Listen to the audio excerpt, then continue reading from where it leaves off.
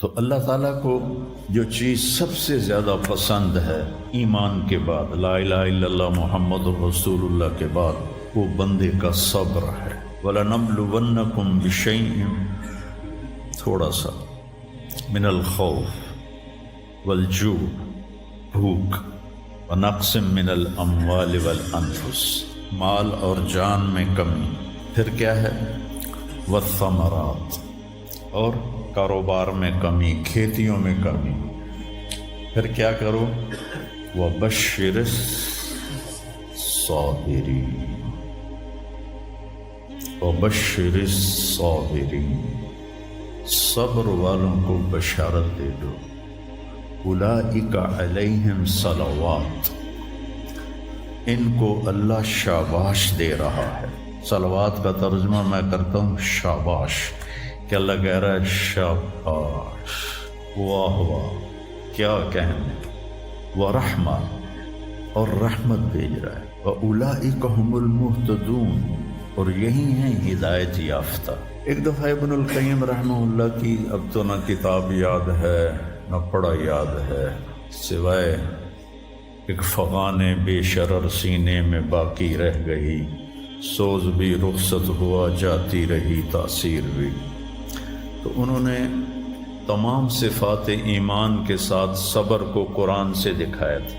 ایمان کے ساتھ صبر، نماز کے ساتھ صبر، روزے کے ساتھ صبر، ذکر کے ساتھ صبر، جہاد کے ساتھ صبر، انفاق کے ساتھ صبر، تبلیغ کے ساتھ صبر، ہر چیز کے ساتھ صبر صبر صبر صبر صبر۔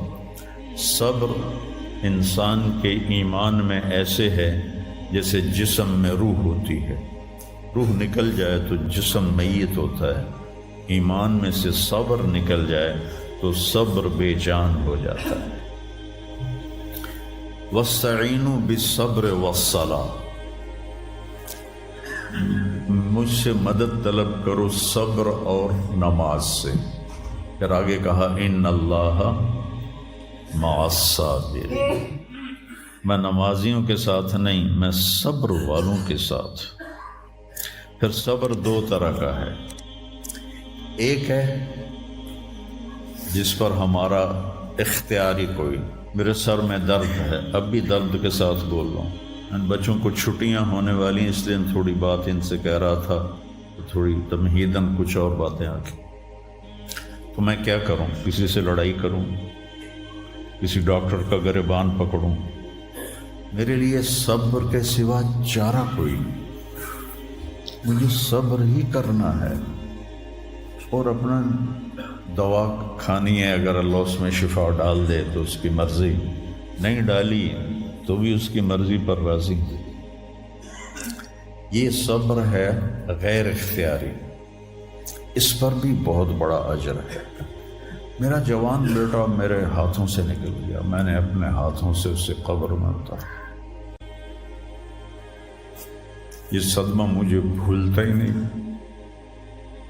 ساری زندگی بڑی آزمائش، شہرت آپ کو نظر آتی ہے کہ بڑی واہ واہ ہو رہی ہے، بڑا یہ ہو رہا ہے وہ ہو رہا ہے، لیکن اس کے اندر اتنی آزمائشیں ہیں، اگر اللہ سے ڈر کے آدمی چل رہا ہو تو پھر اس میں اتنے امتحان ہیں کہ آدمی یا تو بچا بچا کے نہ رکھ اسے، تیرا آئینہ ہے وہ آئینہ، کہ شکستہ ہو تو عزیز تر ہے نگاہ آئینہ ساز میں۔ دل ایسے ہی پارا پارا ہو جاتا ہے، برداشت کرو۔ ایسے ہی زندگی میں انسان اندھیرا اس کی آزمائشیں ہیں، اس کی پریشانیاں ہیں، اس کے غم ہیں، اس کے صدمے ہیں، اور روشنی تھوڑی دیر کے لیے